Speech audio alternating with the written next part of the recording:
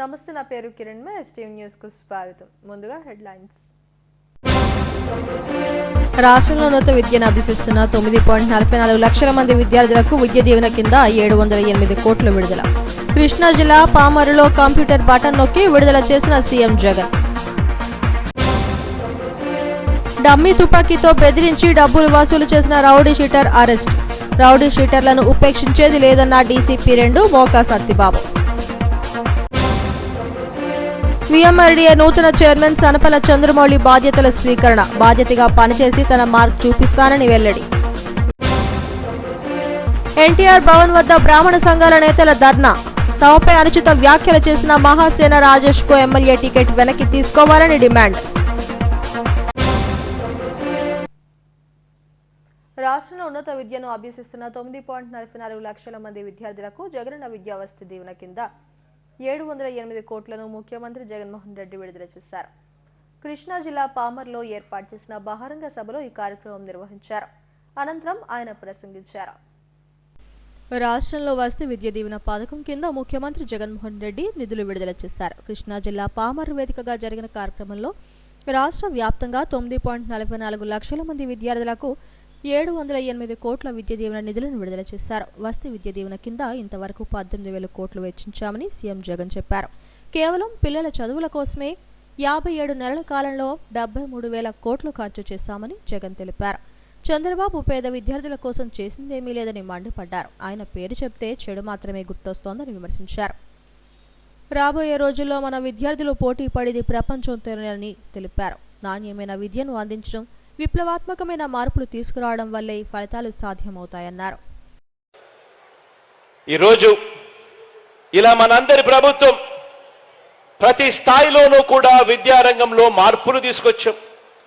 ఎప్పుడు చూడని విధంగా మార్పులు తీసుకొచ్చాం. ప్రాథమిక స్థాయి నుంచి పెద్ద చదువుల వరకు విద్యారంగంలో వివిధ పథకాల మీద ఈ 5 సంవత్సరాలు అంటే ఈ 57 నెలల కాలంలోనే ఏకంగా మనందరి ప్రభుత్వం చేసిన ఖర్చు కేవలం పథకాల మీదనే అక్షరాల 73,000 కోట్ల రూపాయలు ఖర్చు చేశాము అని కూడా చెప్పడానికి గర్వపడతా ఉన్నా. ఈ 73,000 కోట్లు గవర్నమెంట్ రంగంలో ఉన్న టీచర్లకు ఇచ్చే జీతాలు కాదు. ఈ జీతాలు భత్యాలు కాక కేవలం పిల్లల చదువులు బాగుపడాలి అని కేవలం పథకాల మీద మాత్రమే ఖర్చు చేసిన సొమ్ము ఈ 57 నెలల కాలంలో అక్షరాల 73,000 కోట్ల రూపాయలని చెప్పడానికి గర్వపడతా ఉన్నా. పిల్లలకు మంచి చేస్తున్న తమపై చంద్రబాబు అండ్ కో యుద్ధం చేస్తున్నారని సీఎం జగన్ అన్నారు. ఇంగ్లీష్ మీడియం వద్దంటూ పెత్తందారులు చేస్తున్న కుట్రలు గమనించాలని ఆయన విజ్ఞప్తి చేశారు. మొట్టమొదటిసారిగా నాడు నేడుతో స్కూళ్ల రూపురేఖలు మార్చామన్నారు. ఐక్యరాజ్య సమితిలో పేద ఆడబిడ్డలు అనర్ఘళంగా ఇంగ్లీష్లో మాట్లాడడం చరిత్రకెక్కిందన్నారు. ప్రభుత్వ విద్యను నీరుగార్చింది చంద్రబాబేనని ఆరోపించారు. నారాయణ చైతన్య విద్యా సంస్థలను పోషించిన వ్యక్తి చంద్రబాబు అని ఆరోపించారు. కానీ చంద్రబాబు నాయుడు గారి పేరు చెబితే మాత్రం ఆయన చేసిన చెడు మాత్రం విద్యారంగంలో ఆయన చేసిన చెడు మాత్రం చాలా అంటే చాలా చెప్పుకోవచ్చు. మొట్టమొదటిసారి గవర్నమెంట్ బడిని నీరుగార్చింది చంద్రబాబు నాయుడు గారు. తన కార్పొరేట్లు నారాయణ చైతన్య సంస్థలని పోషించిన వ్యక్తి చంద్రబాబు నాయుడు గారు. అక్కడ డబ్బులు కట్టిన వారికి మాత్రమే ఇంగ్లీష్ మీడియం, ఇక్కడ గవర్నమెంట్ బడిలో మాత్రం తెలుగు మీడియం. ఇలా నిర్దేశించింది చంద్రబాబు నాయుడు గారు. పిల్లలకు గవర్నమెంట్ బడులలో ఎలాంటి ఆహారం అందుతుందో కనీసం ధ్యాస కూడా ఏ రోజు పెట్టిన పాపాన పోలేదు ఈ పెద్ద మనిషి చంద్రబాబు గారు. బైజూస్ కంటెంట్ ఊసే లేదు. పిల్లలకు ట్యాబులు ఇచ్చే ఊసే ఎప్పుడు కనిపించలేదు. డిజిటల్ బోర్డులు క్లాస్ రూమ్లలో ఎప్పుడూ లేవు. డిజిటల్ బోధన అంతకన్నా లేదు. నాడు నేడుతో స్కూళ్లు బాగుపరచాలి అన్న తపన లేదు. ఆ కార్యక్రమం ఎప్పుడూ జరగలేదు. ఇంగ్లీష్ మీడియం గవర్నమెంట్ బడులలో లేదు. అమ్మ ఒడి అనే కార్యక్రమంతో బడికిపోయే పిల్లలను ప్రోత్సహించాలి, ఆ తల్లులను ప్రోత్సహించాలి అనే అడుగులు ఏ రోజు వేసింది లేదు. ఈ కార్యక్రమంలో మంత్రుల బొత్స సత్యనారాయణ, జోగి రమేష్, విద్యాశాఖ అధికారులు, స్థానిక నాయకులు పాల్గొన్నారు. డమ్మీ తుపాకీతో దోపిడీలకు పాల్పడుతున్న most wanted criminal drone Satish alias గసగసాలను పోలీసులు అరెస్టు చేశారు. అతనికి సహకరించిన మనోజ్ కుమార్ అలియాస్ వంశీ కుమార్లను రిమాండ్కు తరలించారు. ఈ కేసుకు సంబంధించిన వివరాలను డీసీపీ 2 మోకా సత్యబాబు మీడియాకు వెల్లడించారు. వన్ టౌన్లో ఇటీవల రౌడీ షీటర్లు రెచ్చిపోతున్నారు. సుమారు 30 కేసుల్లో నిందితుడిగా ఉన్న rowdy sheeter drone Satish alias గసగసాలు ఇటీవల పవన్ కుమార్ అనే వ్యక్తిని డమ్మీ తుపాకీతో బెదిరించి అతని వద్ద నగదు, మొబైల్ను లాక్కున్నాడు. బాధితుడు పవన్ ఇచ్చిన ఫిర్యాదుతో వన్ టౌన్ పోలీసులు రంగంలోకి దిగారు. Most wanted rowdy sheeter drone Satish alias గసగసాలుగా నిర్ధారించారు. ఈ దోపిడీలో అతనికి మనోజ్ కుమార్ అలియాస్ వంశీ కుమార్ సహకరించాడని డీసీపీ 2 మోకా సత్యబాబు తెలిపారు. నిందితుడిపై 12 కేసులు, కోర్టులో ట్రయల్స్ ఉన్నాయి. 2015లో పీడీ యాక్ట్ కూడా నమోదు చేశారని చెప్పారు. 3 కేసుల్లో జైలు శిక్ష అనుభవించాడన్నారు.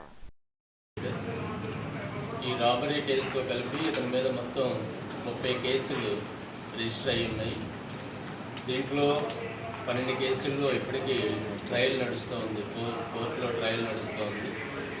ఇంతకుముందు అతని మీద పీడీ యాక్ట్ కూడా 2015 సంవత్సరంలో పీడీ యాక్ట్ కూడా జరిగింది. ఒక 3 కేసుల్లో కూడా అతని మీద కన్విక్షన్ కూడా రావడం జరిగింది. సో అతన్ని అరెస్ట్ చేయడం జరిగింది. ఈ సందర్భంగా ఇక్కడ ఉన్నటువంటి ప్రతి ఒక్కరికి తెలియజేస్తున్నాం, ఎవరైనా కానీ ఇటువంటి రౌడీ కార్యకలాపాలకు పాల్పడితే పోలీసులు చూస్తూ ఊరుకోరు, కఠినమైనటువంటి చర్యలు తీసుకుంటారని చెప్పేసి చెప్పడం జరుగుతూ ఉంది. ప్రస్తుతం అతన్ని రిమాండ్ చేసి అతని మీద 4 307 కేసెస్లో ఎన్బిడబ్ల్యూస్ కూడా పెండింగ్ ఉన్నాయి, వారెంట్లు పెండింగ్ ఉన్నాయి. ఆ వారెంట్లను కూడా ఎగ్జిక్యూట్ చేయడం జరుగుతుంది. ఆయన మీద ఉన్నటువంటి కేసుల్ని ప్రయారిటీ కేసుల్లో పెట్టి అతను తప్పనిసరిగా కన్విక్షన్ వచ్చేలాగా కూడా అన్ని రకాల చర్యలు తీసుకోవడం జరుగుతుంది. ఇతనితో పాటు ధోని సతీష్తో పాటు మనోజ్ కుమార్ అనేటువంటి అతను ఇతనికి సహకరించాడు, అతను కూడా రిమాండ్ చేయడం జరుగుతుంది. అయితే డ్రోన్ సతీష్, అతనికి సహకరించిన వంశీ కుమార్ను అరెస్టు చేసి రిమాండ్కు తరలించారు. రౌడీయిజం చేసేవారెవరైనా ఉపేక్షించేది లేదని, చట్టపరంగా కఠినంగా శిక్షిస్తామని డీసీపీ 2 సత్యబాబు హెచ్చరించారు. Visakha metro region development authority VMRDA నూతన చైర్మన్గా సనపల చంద్రమౌళి పదవి బాధ్యతలను స్వీకరించారు.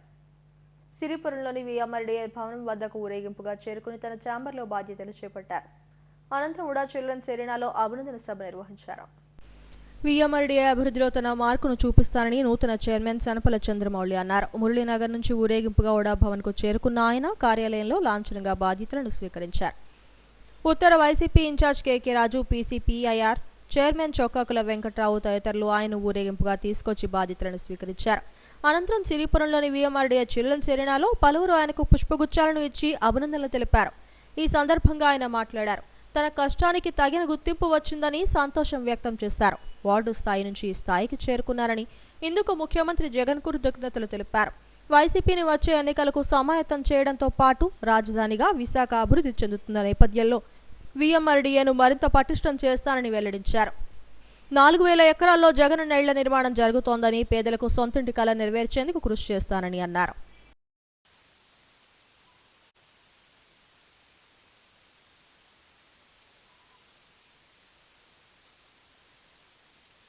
వీఎంఆర్డీఏ చైర్మన్గా జగన్మోహన్ రెడ్డి గారు నన్ను నియమించడం నాకు చాలా ఆనందంగా ఉంది. కష్టానికి జగన్మోహన్ రెడ్డి గారు గుర్తించి మంచి ఫలితాన్ని ఇచ్చారు. ఎందుకంటే నేను పార్టీలో వార్డు స్థాయి నుంచి డెవలప్ చేసుకొని వచ్చి ఈరోజు వీఎంఆర్డీఏ చైర్మన్గా మీ ముందున్నానంటే పార్టీలో నేను చాలా కష్టపడ్డాం. దాన్ని జగన్ గారు ఇంకా గుర్తించలేదని చాలామంది అడిగినప్పుడు కూడా ఏదో ఒక రోజు ఆయన గుర్తిస్తారులే అని అలాగా వెయిట్ చేసాం. జగన్మోహన్ రెడ్డి గారు ప్రతి నాయకుడిని కూడా గుర్తించి అందరూ ఎక్కించి మాకు ఈ స్థాయిని ఇచ్చారు. నేను ఈరోజు మాట్లాడలేకపోతున్నాను, ఎందుకంటే నాకు జగన్ గారు అంత మహత్తరమైన బాధ్యతను నాకు అప్పగించారు కాబట్టి ఆ బాధ్యతని నేను త్రికరణ శుద్ధితో ఏ తప్పు చేయకుండా అందరికీ అందుబాటులో కూడా అభివృద్ధిలో నేను పాలు పంచుకొని నా మార్పు చూపించడానికి నాకు కొంత సమయం కానీ వచ్చుంటే తప్పకుండా కూడా ప్రగతిలో నేను కూడా భాగస్వామ్యం అయ్యి బాగా పనిచేయడానికి అవకాశం ఉంటుంది.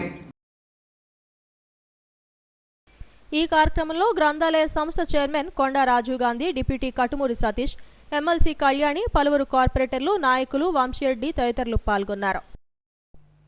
మహాసేన రాజేష్ కు టికెట్ కేటాయించడాన్ని నిరసిస్తూ ఎన్టీఆర్ భవన్ వద్ద బ్రాహ్మణ సంఘాల ఆధ్వర్యంలో ధర్నా నిర్వహించారు. ఎన్టీఆర్ కార్యాలయం ముట్టడికి తరలివస్తుండగా పోలీసులు బ్యారికేడ్లు అడ్డుపెట్టి వారిని అడ్డుకున్నారు.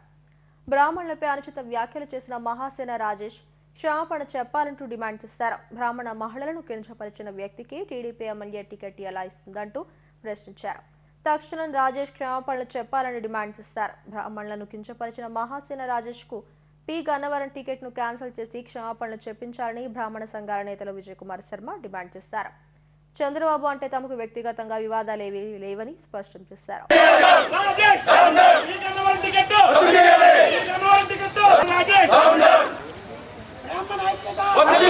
బ్రాహ్మణ్యాన్ని కాలరాయడానికి చేసినటువంటి వ్యాఖ్యలు ఇవన్నీ కూడా లేదు, ధర్మాన్ని అంతా పాడు చేద్దాం అనేటటువంటి వ్యాఖ్యలు ఏమైనా చేద్దామని నిర్ణయించుకున్నాడు ఈ మహాసేన రాజేష్ అని ఆయన్ని సభాముఖంగా నేను ప్రశ్నిస్తున్నాను. మీ అందరి ద్వారా ఈ విషయాన్ని ఆయనకు చేరుకోవాలి. చంద్రబాబు నాయుడు గారికి కూడా చేరుకొని ఆయనకి పి గన్నవరం టికెట్ క్యాన్సిల్ చేసి ఆయన బ్రాహ్మణులందరికీ కూడా క్షమాపణ చెప్పాలి బహిరంగంగా. బ్రాహ్మణ స్త్రీలందరికీ క్షమాపణ చెప్పేంత వరకు మేము ఊరుకోము. ఈ ధర్నాతో ఇది ఆగదు. ఆమర నిరాహార దీక్షకు కూడా మేము దిగడానికి పూనుకొనే వచ్చాము. ఇదే పార్టీ ఆఫీస్ ముందు కూర్చుంటాం. కానీ పార్టీ వ్యక్తులు ఎవరిని కూడా ఏమీ ఇబ్బంది పెట్టాం, ఎవరిని ఒక మాట కూడా మా బ్రాహ్మణులు ఎవరు ఏమనరు. ఎందుకంటే మాకు పార్టీ నుంచి కానీ నాయకుల నుంచి కానీ ఎటువంటి ఇబ్బంది లేదు, వాళ్ళ మీద మాకు ఎటువంటి కోపం ద్వేషం లేదు. కానీ ఆ మహాసేన రాజేష్ పార్టీలో ఉండడానికి మేము ఒప్పుకోము. వాడిని ఉంచకూడదు, వాడికి టికెట్ ఇవ్వకూడదు. ఈ రెండు మాత్రం మా నిర్ణయాలు. ఇవి మేము తెలియజేయడం జరిగింది. పెద్దలందరూ మీడియా సోదరులు మీ ద్వారా పెద్దలకు తెలియజేస్తారని కోరుకుంటున్నాం. నమస్కారం.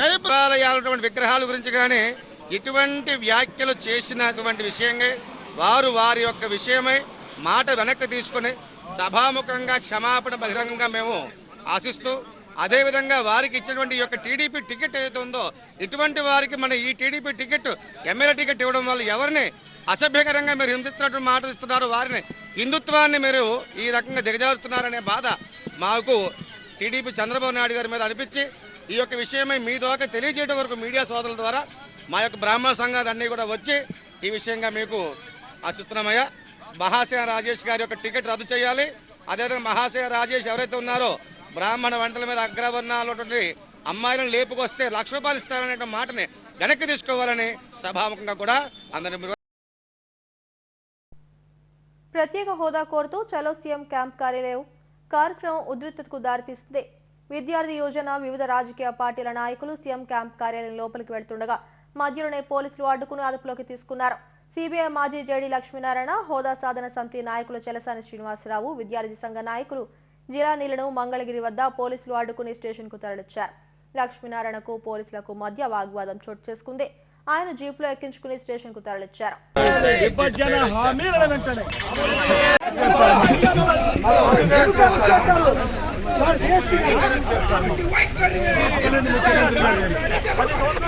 భవిష్యత్తు కోసం ఆలోచించండి, మీ పిల్లల భవిష్యత్తు కోసం ఆలోచిస్తారు.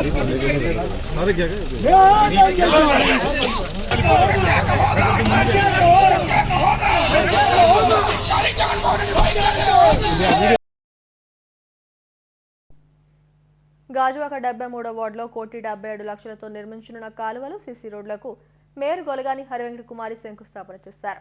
ఎమ్మెల్యే తిప్పల నాగిరెడ్డి, కార్పొరేటర్ భూపతిరాజు సుజాత్తో కలిసి ఈ కార్యక్రమం నిర్వహించారు. రోడ్లు, డ్రైన్లకు, కొండవాలు ప్రాంతాల అభివృద్ధికి అధిక ప్రాధాన్యం ఇస్తున్నట్లు నేతలు చెప్పారు. ఈ కార్యక్రమంలో వైసీపీ నాయకులు, కార్యకర్తలు, జోనల్ అధికారులు పాల్గొన్నారు. ఖచ్చితంగా మీకు అందరికీ తెలియపరచవలసిన అవసరం, బాధ్యత నా మీద, సోదరమైన కార్పొరేటర్ మీద ఉన్నది. మనం ఖచ్చితంగా జగన్మోహన్ రెడ్డి గారి ప్రభుత్వాన్ని తెచ్చుకోవాల్సిన అవసరం ఉంది. ఇంచేతంటే అతను పేదల తాలూకా ప్రభుత్వం, పేదల బాగోగుల గురించి సంక్షేమ పథకాలన్నీ ప్రవేశపెట్టి అమలు చేసినటువంటి నాయకుడు. మనము మన కుటుంబ సభ్యులు మన ఫ్యూచర్ జనరేషన్ బాగుండాలంటే ఇలాంటి పరిపాలన మనకు కావాలంటే ఈ వాలంటరీ వ్యవస్థ సచివాలయ వ్యవస్థ కూడా మనకు అవసరం.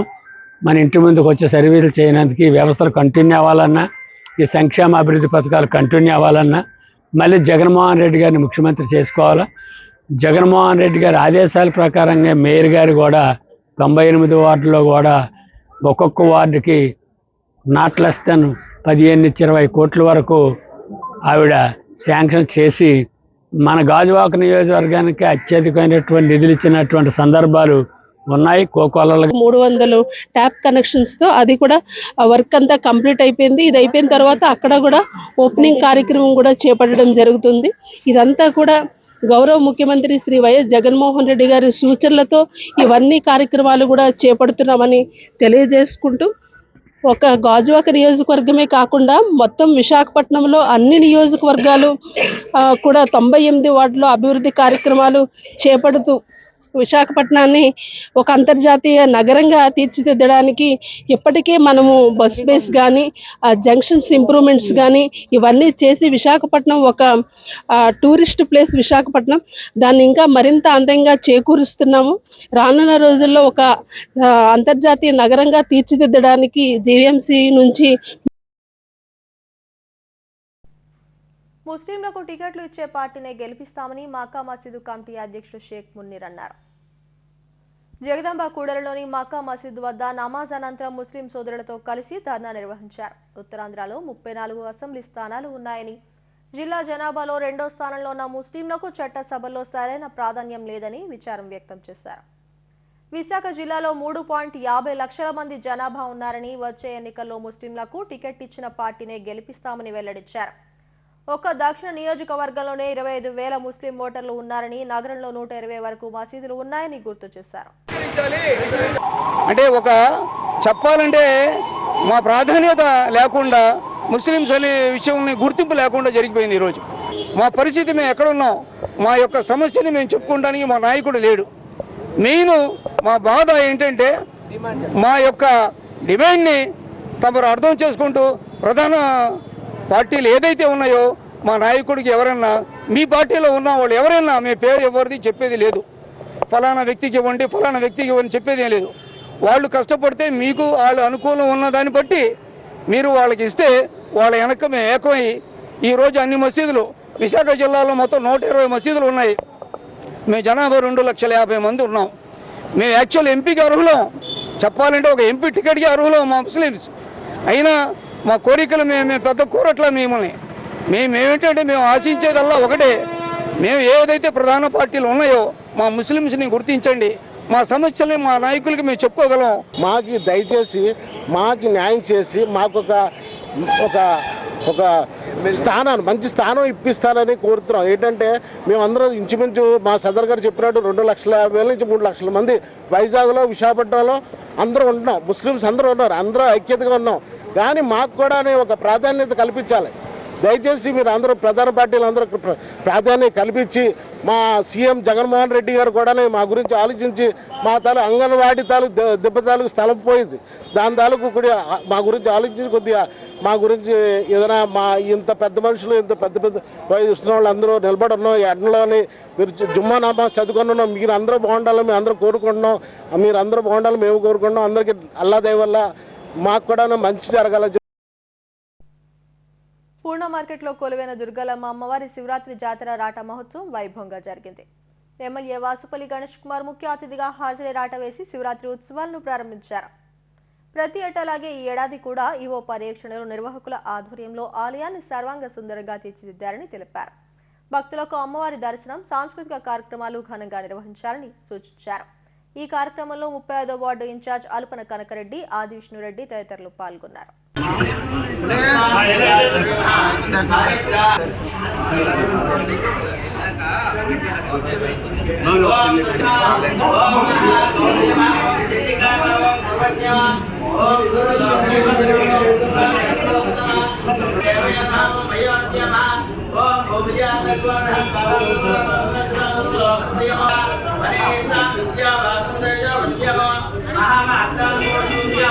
సమప్రభానో దేవతా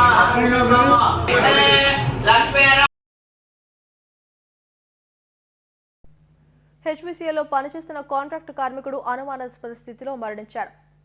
ధనాల శంకర్ అనే వ్యక్తి ఈఎస్ఐ ఆసుపత్రిలో చికిత్స పొందుతూ మరణించాడు.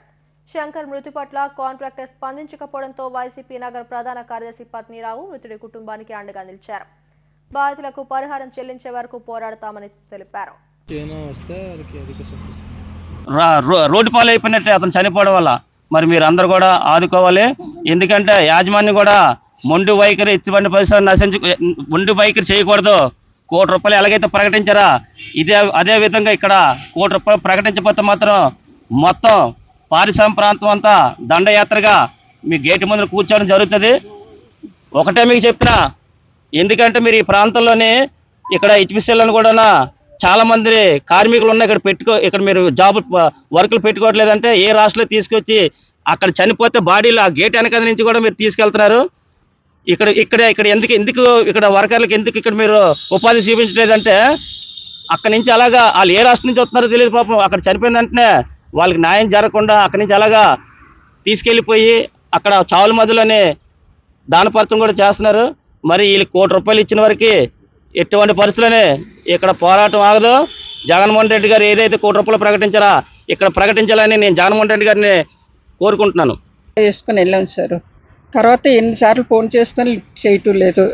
తర్వాత చిన్నదే ఫోన్ చేసి ఎక్కడున్నాడు మా అన్నయ్య చెప్పండి మేమేం చూపించుకుంటా అంటే మీ అన్నయ్య చనిపోయారు అన్నాడు.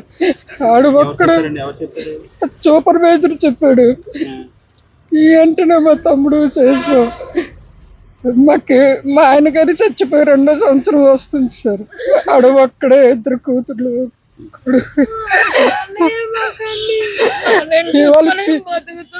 ఇవాళ బియ్యం ఇంకా లేదు. ఆడొస్తే కేజీ బియ్యం కొనాలని ఎదురు చూస్తున్నాడు.